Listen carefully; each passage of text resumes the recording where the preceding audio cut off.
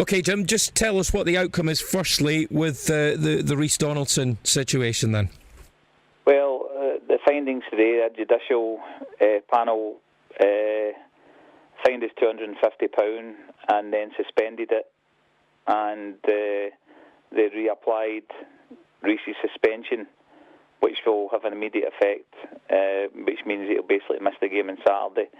We were expecting that to happen anyway, because natural justice was that he should be suspended as was the case. But as far as the rest of it goes, we were. I mean, I don't know if it's an exoneration, but if you compare the size of the fine that the SPFL imposed on us in comparison to what's happened today, where basically we've not been fined at all, I think it basically it shows people that we had a case and that Rhys was played, by a mistake, and that mistake was partly due to an error by the SFA. It's an incredible situation, isn't it? Well, it's a situation we've never been comfortable with from the very start, because the SFA was always the people that we had the problem with. And when I say problem, we went to them for clarification that Rhys was available to play because of an administration error that was actually in their outstanding suspension sheet. And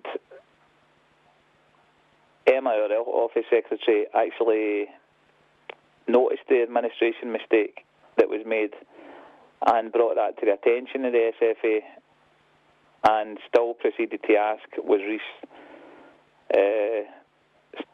suspended for the game against Ayr United on Saturday? They told her he wasn't suspended for the game against Ayr United on Saturday, and we have never had clarification from anybody at the SFA about that phone call. But what they have clarified is that the investigations that they made, they found that the call was made by Emma and a girl at the switchboard in Hampden, then put the call through to disciplinary.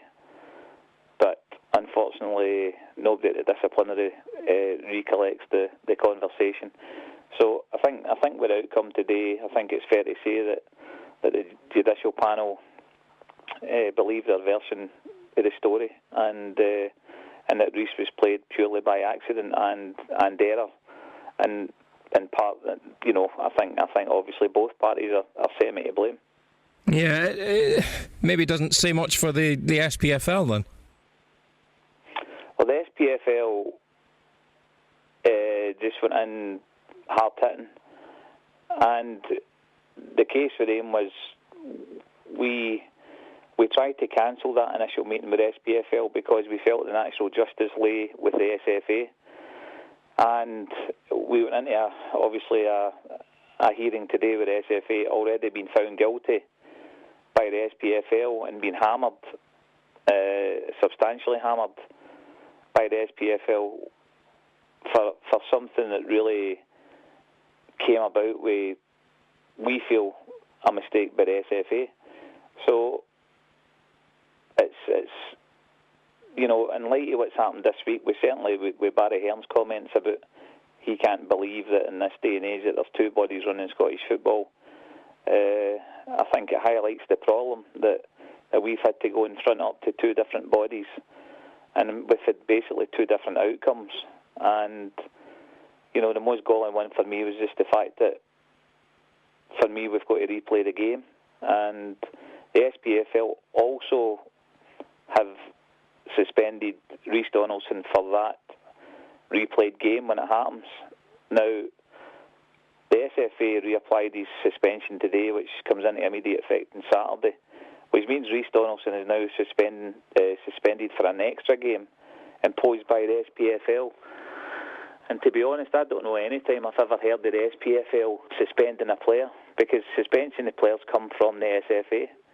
So it's a bizarre situation. Yeah, it's just double punishment for the same for the same incident. It's quite incredible. Well, to be honest, Reece is an innocent victim, and he is the guy that's been punished twice over now because he's got to be suspended again. And as I've already said, I do find it amazing that the SPFL have suspended somebody because it's not their kind of a jurisdiction to do that, you know. The SFA are in charge of the disciplinary side of things. It's their suspensions. It was their suspension that was breached, and you know, that's why we'd rather have dealt with the SFA first. And maybe if the SPFL had seen the outcome of today's hearing by the SFA, then we wouldn't have been hammered so much. But it's kind of a went the other way about. Okay, on to matters at the weekend. Stirling on Saturday. They're bottom of the league, but do you reckon they'll be dangerous opponents? Well, we had them watched last week against Wraith Rovers, and apparently they were the better side in the first half. They missed a few really good chances to go ahead in the game, and they have got good players up front in their team, Gordon Smith, Stephen Doris, wee boy Sandy Cunningham, so they're a dangerous side. I mean, our recent record against them isn't particularly good, so it's not as if you should be going into that game feeling as though you're a much better side. We need to get in there and work really hard, impose ourselves on them, and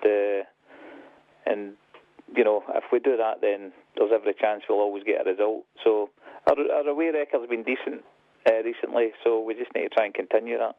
Yeah, there's a whole bunch of teams all grouped together. How important does that make a victory for yourselves on Saturday? Well, I think the league's going to be like this, I would say, for more or less the entire season. I think there's a whole group of teams there that's going to, you know, compete for the playoffs and compete for the relegation playoffs. I think that's going to be honest, I think that's going to be the way of it. The good thing for us now, I feel, is we're starting to get players back to full fitness, and you know, if we can just ease them back in as best we can and get them up to match speed, you know, which might take 2 or 3 weeks, but at least we know we're going to get them there. Then we can kick on, hopefully. And what's your team news? Well, Rory McAllister actually hurt his back at work on Tuesday, so we're a wee bit concerned. We never trained last night, so he's obviously a doubt. Ross Smith's still missing, Ryan McCann's still missing, Rhys Donaldson is now suspended, and Dean Cowie will hopefully get more game time out of him, but we need to be careful with him because he's still getting a bit of pain in his knee. But as I've said before, sometimes I can't resist putting him on the park because he gives us so much.